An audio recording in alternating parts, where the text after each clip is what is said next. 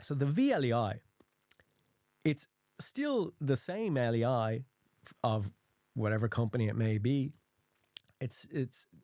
But it's a cryptographic version of it. And what that means is they've taken the existing LEI and they've encrypted it. And now the company has a credential which is encrypted, which they can use on digital platforms to identify themselves with their LEI. So what we have done at Verifiable Authority is we have mapped that verifiable credential to a digital wallet, patent pending, okay?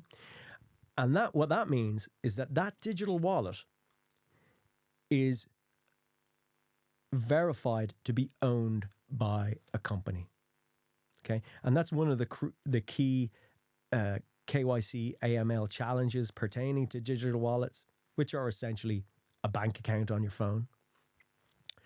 And what we do is enable that encrypted credential that shows that this is definitely this company.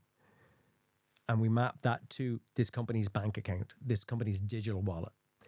Now, I've been through the process of getting a vLEI myself. It's quite elaborate. There's a thing called a ceremony, which blocks out a man-in-the-middle attack. And the upshot of it is that there's no way around it. If you've got a vLEI credential, then you're the company, okay? Having said that,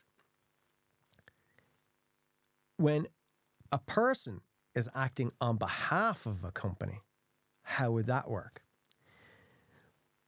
Usually, for the most part, let's say a vLEI, maybe they have 3 versions of a vLEI. Maybe the chief executive gets one. Maybe the chief financial officer gets one. Maybe the treasurer gets one for making payments on behalf of the company. And there's also another type of credential that you can get. So those ones for the senior officers of the company would be called OOR, and they're based on ISO standards. But there's another type called an ECR, which means engagement context role.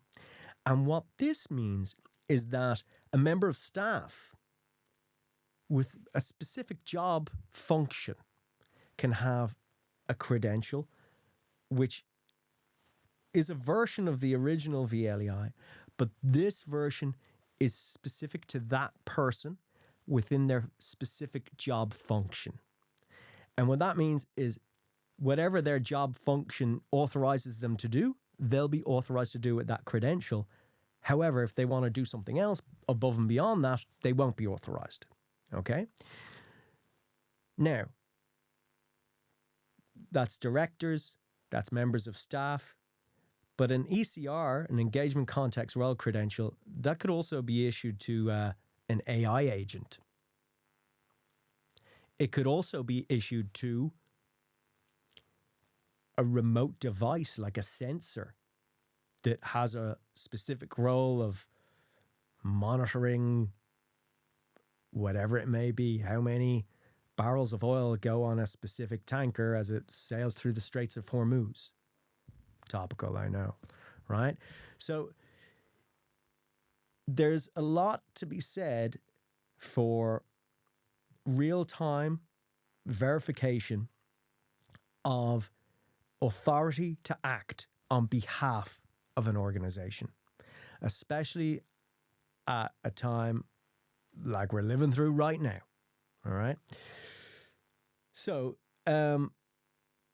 what I want you to consider is the fact that when you have a company's verifiable credential mapped to that company's digital wallet, patent pending, and you've got a verifiable credential denoting a specific role and authorizing specific actions under a specific job function mapped to another digital wallet, then any data that flows through that is by definition secure and is therefore evidence of that action, that whatever the data pertains to, in its business as usual day-to-day operations, that is now proven with the data that goes from one digital wallet to another, recorded immutably forever on the blockchain.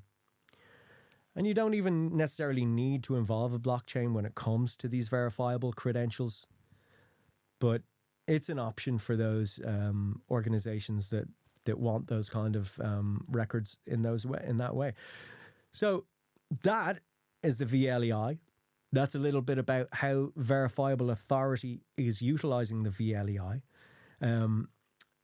Our first use case of it, care credits, was chosen by the European Commission to participate in the third cohort of the European Blockchain Sandbox. So I'm happy to say that we've graduated from that particular program. We're in dialogues with the European Commission under the auspices of its Directorate General of Communications, Media and Technology, Directorate General of Financial Services, Financial Stability and Capital Markets Union.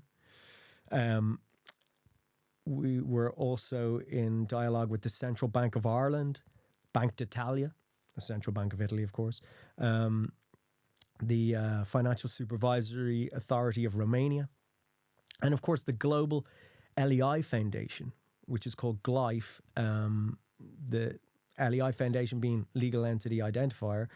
And we also brought this entire platform, after ticking all the boxes in terms of the regulations of the EU with this technology under the auspices of the European Blockchain Sandbox.